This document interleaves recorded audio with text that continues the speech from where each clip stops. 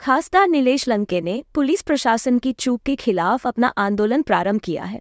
उनका कहना है कि पुलिस अफसरों की कार्रवाई में निष्क्रियता दिखाई दे रही है और ये समाज के लिए नुकसानदायक है। उन्होंने कहा कि यह समय है कि पुलिस प्रशासन अपने कार्य में सुधार करे और नागरिकों के साथ सही संबंध बनाए, न कि चोरों के साथ। हम सब जानते हैं कि वर्तमान में पुलिस प्रशासन में कुछ सुधार की आवश्यकता है। नीलेश लंके जैसे खासदार ने यह साहस दिखाया है और समाज के हित में ये मुद्दा उठाया। नगर जिल्ह्यामध्ये जे समाजाचे रक्षकच भक्षक झाल्याचं आपल्याला पाहायला मिळत आहे। कारण या जिल्ह्यामध्ये गुन्हे अन्वेषण शाखेच्या माध्यमातून अतिशय चुकीच्या पद्धतीने त्रास देण्याचं काम या ठिकाणी केलं जातं आणि SP ऑफिसचा इतका भोंगळ कारभार आहे। एका कर्मचाऱ्याला 10-12 वर्ष त्या ठिकाणी त्याची बदली होत नाही। एखादा कर्मचारी जर त्या गुन्हे अन्वेषण शाखेतून जर निलंबित झाल्यानंतर तो कधी 500 दिवस हजर न होता त्याला डायरेक्ट हजर करून घेतलं जातं।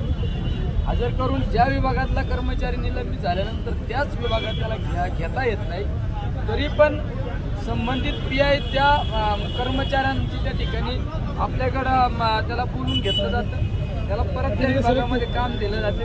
असे अनेक प्रकारचे हित संबंध आर्थिक संबंध ठेवून असे चुकीचे प्रकार बरेच या विभागामध्ये केलेले आहेत। आणि जर पोलीस विभागामधील प्रत्येक कर्मचाऱ्याबाबतीत कशा पद्धतीने चुकीची त्यांनी त्या ठिकाणी आपल्या कर्तव्य बजावत असताना काम केलं हे सुद्धा याचं रेकॉर्ड आमच्याकडे लेखाजोखा आहे। आणि या जिल्ह्यामध्ये अतिशय जास्त प्रमाणात अवैध धंदे वाढलेले, अवैध धंदे वाढल्यामुळं जास्त गुन्ह्याचे प्रकार पाहायला मिळतात। 307 सारखे गुन्हे या ठिकाणी झाले, 326 सारखे गुन्हे या ठिकाणी झाले। अनेक गुन्हेगारी या जिल्ह्यामध्ये वाढलेले, याचं सर्व पोलीस प्रशासन जबाबदारी या गोष्टीला। म्हणजे माझ्याकडे ते कुठल्या विभागामध्ये किती हप्ता घेतला जातो हे सुद्धा माझ्याकडे ऑन रेकॉर्ड आहे। कुठल्या चंदन तस्करीमध्ये काय केलं जातं, रिस्टमध्ये काय केलं जातं, लोखंड स्टीलमध्ये काय केलं जातं, गुटख्यामध्ये काय केलं जातं, कॅफेमध्ये काय केलं जातं, वाळू कशा पद्धतीने चालती, IPLचं रॅकेट कसं त्या ठिकाणी चालतं, तुमचं वेश्या व्यवसाय कसा चालतो, तुमचे नगरमधल्या इतर अवैध धंदे असू, मटका कसा चालतो, बिंगोमुळे तर आमच्या अनेक तरुणांना आत्महत्या करावं लागते। नगर जिल्ह्याचं रेकॉर्ड पाहिलं तर 2 दिवसाला एखादा तरुण त्या ठिकाणी आत्महत्या करतो। बिंगो असू, महाव्याच्या किती प्रमाणात टपऱ्या वाढलेल्या आहेत, विना परवाना हॉटेल, ज्या हॉटेलमध्ये अवैध प्रमाणात दारू धंदे त्या ठिकाणी चालतात। आमच्या अकोलेर भागामध्ये पेट्रोल डिझेलची कशी तस्करी चालती, असे अनेक अवैध धंदे, जुगार क्लब किती आहेत। आणि आमच्या सोनार व्यावसायिकांना तर इतका त्रास दिला जातो, एखाद्या सोनं चोरीतल्या आरोपीला काही प्रतिष्ठित व्यापाऱ्यांचे नाव घ्यायला लावायचे, त्या व्यापाऱ्यांना आणून त्या ठिकाणी मारहाण करायची आणि व्यापाऱ्यांकडून अनेक जास्त प्रमाणात त्या ठिकाणी आर्थिक लाभ मिळवायचा। म्हणजे असे या ठिकाणी अनेक गंभीर प्रकार आज तुमच्या सगळ्यांसमोर आज मी या ठिकाणी सादर करणार आहे। आणि अर्थाने जो दिनेश आयर नावाचा PI म्हणजे अतिशय इतक्याच चुकीच्या पद्धतीने त्यांनी त्यांच्या कालखंडामध्ये कामकाज केलं। कर्डिले नावाचा कर्मचारी जर कुठल्या तालुक्यामध्ये कोणाला PI बसवायचं हे जर करत असेल एखादा अधिकारी, पोलिसच बऱ्याच अवैध धंद्यांना पार्टनर आहेत। हे सगळं आमच्याकडे डाटा आहे, हे ऑन रेकॉर्ड आम्ही हे सगळं घेऊन आज या ठिकाणी आम्ही SP कार्यालयासमोर बसलेले। आमचं म्हणणं एकच आहे, जे कर्मचारी जे चुकीच्या पद्धतीने ज्यांनी या ठिकाणी कारभार केला ते निलंबित झाले पाहिजे।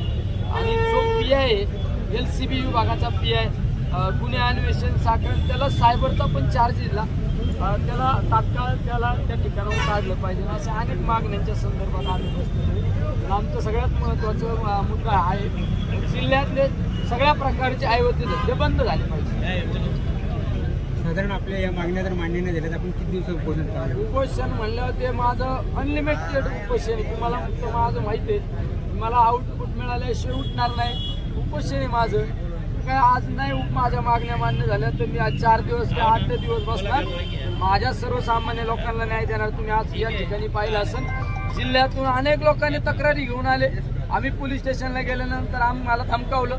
आमची सत्य बाजू असताना सुद्धा आमचं ऐकून घेतलं जात नाही. अरे आमच्या काल परवाची श्रीगोंद्यातली घटना, भोसले नावाचा PI आमच्या मुस्लिम समाजाचा एखादा माणूस जर चांगला व्यवसाय करीत असेल, दूध धंद्याचा व्यवसाय करतो, त्याच्या गोठ्यावर जाऊन त्याला दमबाजी केली, त्याच्या गोठ्याला कुलूप लावण्याचं काम केलं.